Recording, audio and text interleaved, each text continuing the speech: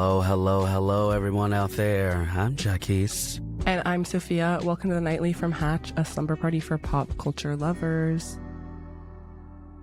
And we actually have our own little slumber party tonight because we are joined by the Enneagram expert, Abbey Howe. Welcome, Abbey. Hi, thanks for having me. So good to have you. Thank you for coming on. Yes. Very excited to have you. Of course. I listen to this podcast every night when I put my son to sleep. Oh my God. There you go. So we help both of you guys go to sleep. Yeah. Yes. Perfect. Fun for the whole family. Fun for the whole family. Call us up and we'll put those babies to sleep. Yes, exactly. Abby, this is a very fun slumber party because today we're bringing an expert to the slumber party. We're bringing somebody who's going to tell us about our inner selves because you are an Enneagram expert and you wrote a book. I just want to get this out of the way so everybody can know it right off top. I have it right in front of me. My Enneagram, a visual guide to find your personality type, stress less, and live your dreams. I absolutely love this. I'm going to give you the pillow for it. Tell us about Enneagram. Tell us about the book. Tell us about your work. Thank you. The Enneagram, if you are new to it, if you've never heard of it, it's in its simplest form, it's basically the way that you see the world. So it's a personality tool that theorizes that you can view life through one of 9 perspectives, and that perspective shapes why you do the things that you do. That's something that is different from other personality types like StrengthsFinders or Myers-Briggs because it looks at why you're doing what you're doing, because we could all do similar things. Like our behaviors can be similar, but the reasons underneath are going to be different. I love that. The book was so interesting. We definitely want to talk about it. But before we do that, the first personality that we all share is sleep. Something we all do. Something we all would love to be experts in. So as an Enneagram expert, or just as a person, do you have any sleep hygiene tips, tricks, traits that help you fall asleep at nighttime? Oh man. So I'm really into junk journaling. I love collecting little scraps of paper and things from the day, and then I gather them in a glue stick, and I sit on my bed with my corgi and I glue stuff down, and I cut things and kind of I have a sticker book and I stick all the stickers everywhere. I let myself do that, and it's so fun and it's really relaxing. And then I have a little memento from that day with I don't know, a McDonald's receipt or whatever things that I collected that day. That's really dope. I love junk journaling. It's so cool. I need to get into that. And I love stickers. Do you have a book that's all from one place? Or do you have kind of a DIY sticker book, if that makes sense? Okay. I have a sticker ecosystem. And walk us through that, please. Great.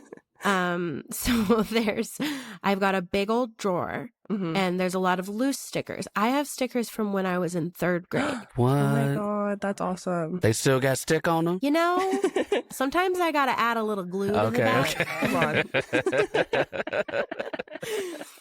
Then I do have a fancy schmancy book that was made by an artist that was I got as a birthday present, and it has beautiful it's Natalie Litt sticker book, and it's just absolutely gorgeous. And then I've just got collections of stickers in binders that I have. So I love stickers. I feel I always get the best stickers from. I have one tattoo artist who's given me the most incredible stickers ever. She's super talented. Her name's that's cool. at Warm Voices on Instagram if anyone wants to check her out. I love stickers. I think they're so That's cool. awesome. That's awesome. You know what I really love? I don't know if this is supposed to be. I've never actually heard of junk journaling. It sounds super interesting and also very helpful for something that a therapist has told me, which is kind of like melt the day away at night before you go to sleep. So I loved when you was like, I take a memento from the day and put it in the journal. Is that like your way of just saying like, this day happened, there was something about this day that was like great, and I'm gonna like put it to rest and like close the book on this day? Is that in that realm? Yeah, I think you said it really well. I would have never put it into words that beautifully. But yeah, I have kind of a squirrel brain. So I forget everything that I do and everything. And I'm trying to be more intentional about remembering my life. Oh, that's great. Especially now that I'm a mom and I want to like remember the cute stuff my son does. I love that.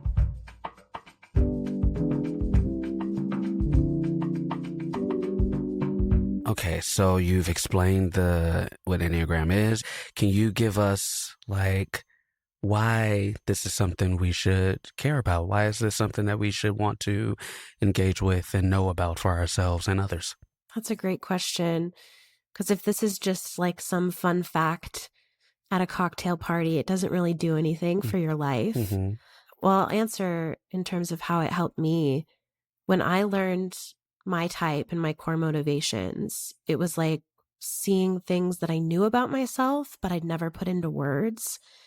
And I was like, oh, I've lived my entire life trying to make other people think I'm successful without ever looking at what do I want authentically. So I'd say if you do the work, the Enneagram helps you peel back that box that you've been living in, those patterns of behavior, and you can start to ask yourself, oh, why am I doing that? And that journey of answering those questions, that can be really life-changing. It can change your relationship to yourself and to other people. It's certainly been impactful in my life with my husband. He's an Enneagram 4, the individualist. So like learning how to communicate with him as a 4, knowing his core fears and desires and the way that he moves through the world. So I would say it's useful because it can change who you are and make you a better person. I love it. Amazing.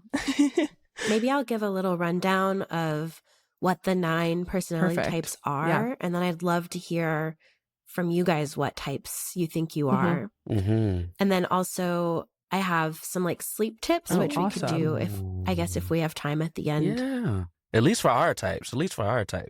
Yeah. You know, Jacquis and I need to know. Okay, so there's 9 Enneagram types, 9 personality types. The first one is type 1. They're known as the reformer. And this is the person in class who, is doing the whole project by themselves because they're afraid no one else is going to do it right. They spend each day with the mission of like, I'm going to improve myself and the world around me. Then you've got type 2, the helper. And this is the kind of person who like walks into a room and instantly knows what everyone else needs. Like, oh, Sophia needs a snack, or Jacquis needs a big old hug. Always true. All true. All true. They fear being not wanted and not needed. So they tend to put all of their focus on other people's needs. And then you've got the type 3, which is known as the striver. This happens to be my type. 3s want to be like the best at everything they do. So that's why I'm banned from playing Monopoly in my family. Because it's just like, the game isn't fun anymore. Yeah. They want to be successful. They're very goal oriented. They tend to be workaholics. I'm guilty of this. I'm up till like 11, 12 at night, like tweaking this, working on a client thing, getting a head start on the next day.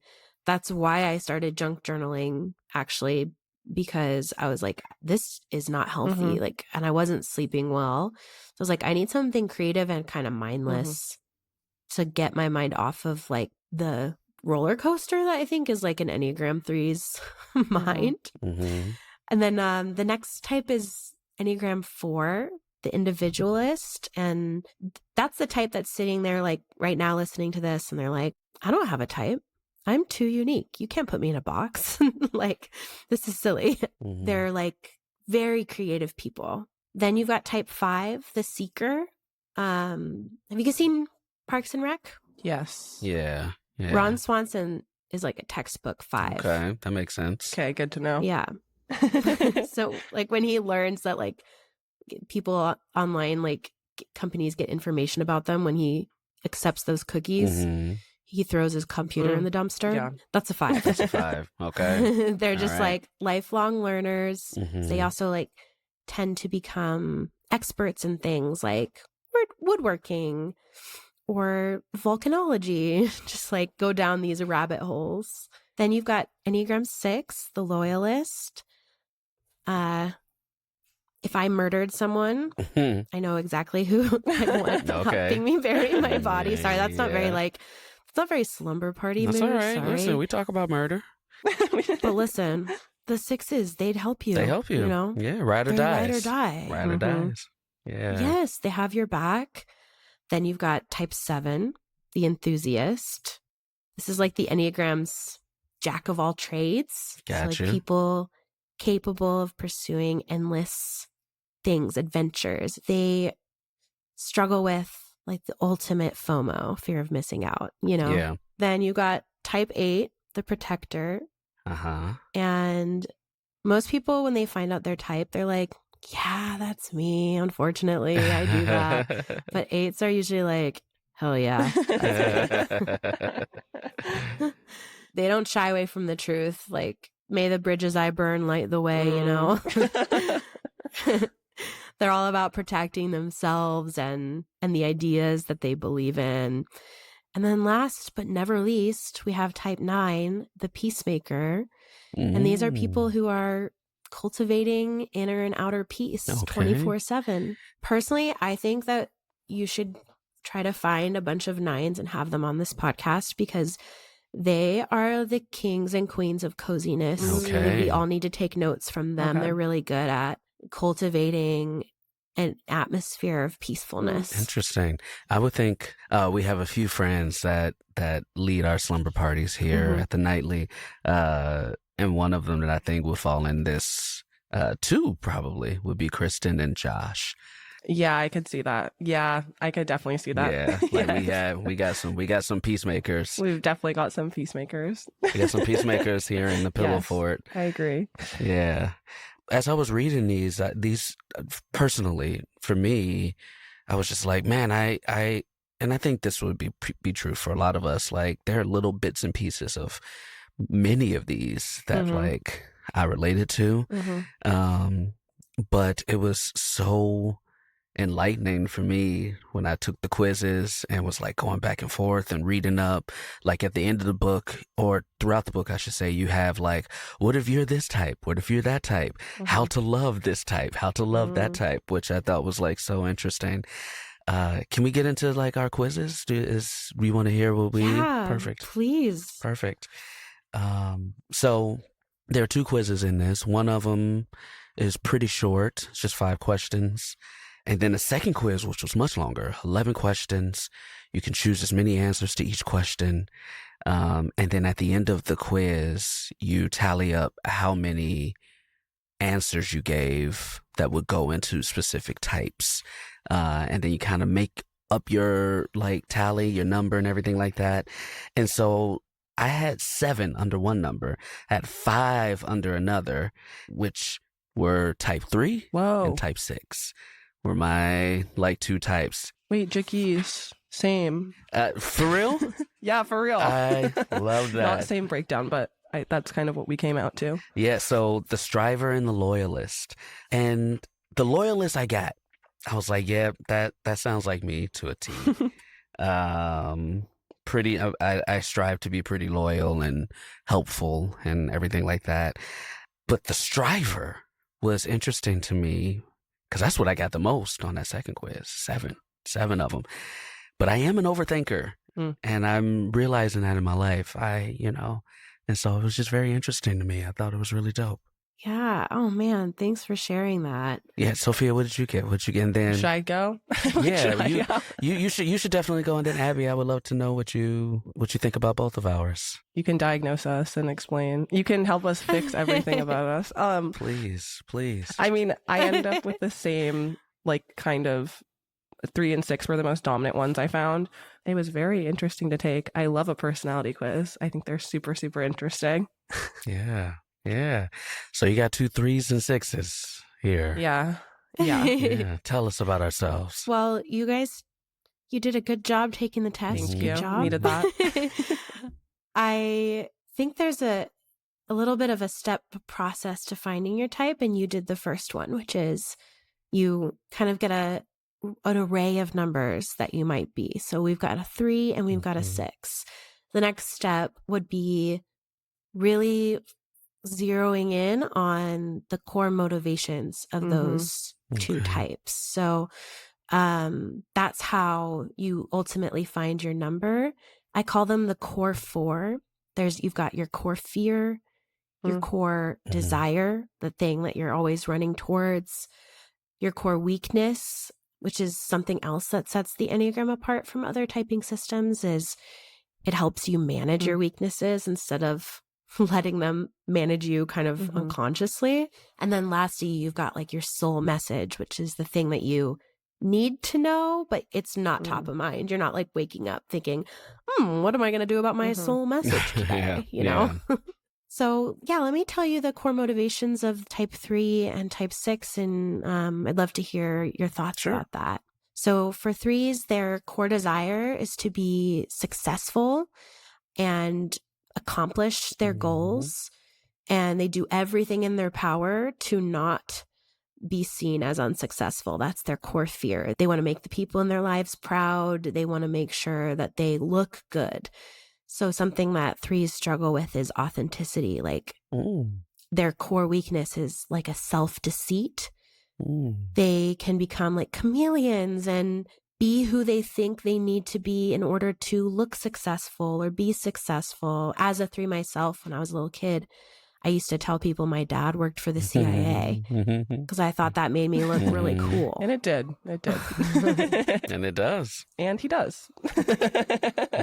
And guess what, guys? He's still in the CIA.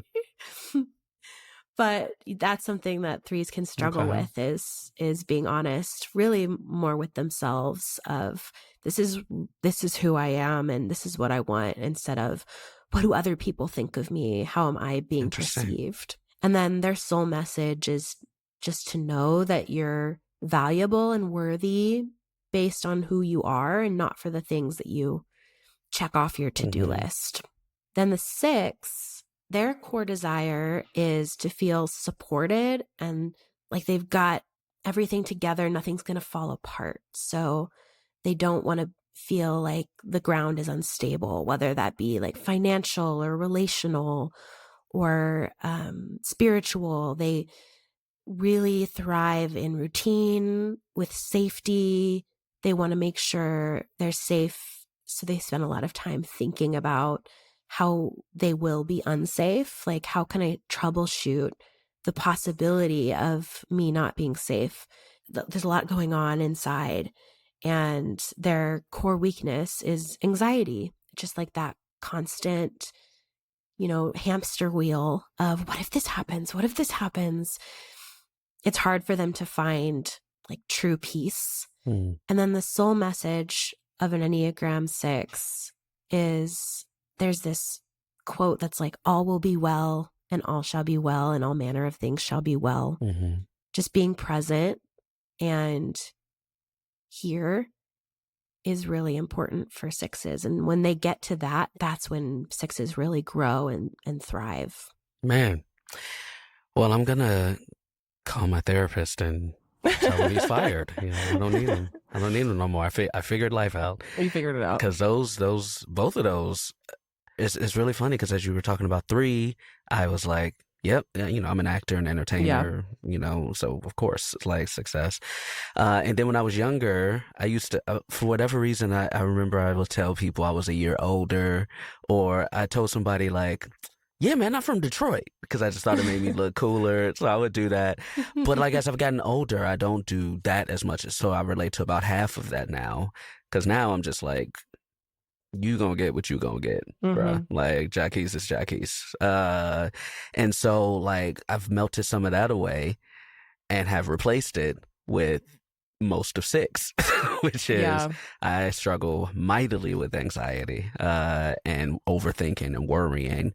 And I feel like I still relate to both of those pretty heavily and almost evenly, which is fun. Yeah, I would agree. And I also even think, like, I feel like probably you would like agree with this too, Jacquis, that it's like, I feel so like concerned with like safety and feeling like I'm like safe and like everything's fine, which it is. I'm like reminding myself in the like kind of like 6 way of being like, I just want to feel like stable or whatever. But that almost like sometimes I try to maintain that like feeling of like safety or control through like almost the like ego of like 3 a bit, of being like striving really hard and like doing all these things and trying to be like super accomplished or successful or whatever, so that I can feel like safe and taken care of like by myself. Yeah. Something also for my therapist, I guess, to figure out for me. Figure out. You did say you had some knowledge on how your Enneagram type can help us get better nights of sleep. So now that you got some 3s and some 6s, help us get, 3 to 6 plus hours of sleep. A night, please. More sleep. Yeah. What tips do you have in that realm? All right. Well, I shared the junk journaling because I'm a 3. And that helps, doing something creative to get you off your computer, off your phone, and unplugging in a creative way. But you can also trick yourself because 3s are very achievement oriented. So you could reframe your mindset by like viewing unplugging and having a good night's rest as an achievement itself. You could start a little list or habit tracker where you're like, did I unplug that day? Did I unplug that day? Try to get a streak. So basically good sleep as an achievement, trying to do that. Okay. I like that. Then for 6s, obviously you had mentioned, Jacquis, like worries and anxiety keeping you up. So I would say this is very niche to me, but I really believe that this would help 6s everywhere.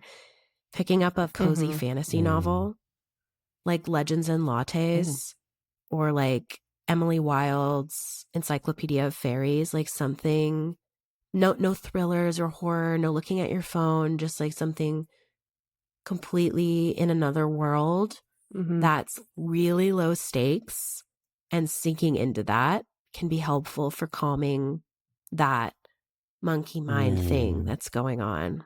Okay. All right. I love this. God, thank you. I feel like I've learned so much. I'm excited to finish the book, and then I'll be like a completely like, I'll be my most like transcendent self, and like everything will be, this is me being a 3. I'm like, then everything will be completely different. My life will be awesome and I'll be totally successful. Same, but, absolutely. Before we wrap, we just wanted to know, Abby, if there's anything that our listeners should check out. Obviously, I just mentioned the book, so please plug that again, and anything else that you want people to know about. Amazing. Well, I've spent about 3 years making this book. It's a guided journal, the best that it can possibly be to help you find your type and grow as a person. So you can find it anywhere you buy books. It's on Amazon. It's at Barnes & Noble, bookshop.org. There's journal prompts and exercises, and I focus a lot on like burnout and restorative rest. How do you use the knowledge of your Enneagram type to make your life better? Yeah. So that is where I would recommend you go. Go find that book anywhere you love to buy books. It's beautiful. It's a very good book. My Enneagram, a visual guide to find your personality type, stress less, and live your dreams. If you are a reader, I think you'll love it. Even if you're not a reader, it's kind of set up like workbook style. So it's interactive in a very engaging way. It looks dope. Abby, This was great. I appreciate you. We appreciate you. This has been fun. I'm about ready to go ahead and read some fantasy novels so I can take myself to sleep. Thank you so much. And yeah, we'll talk to you guys next time. Good night, Abby. Good night, Jacquis. Good night, Sophia. Good night, Abby. Good night. Good night.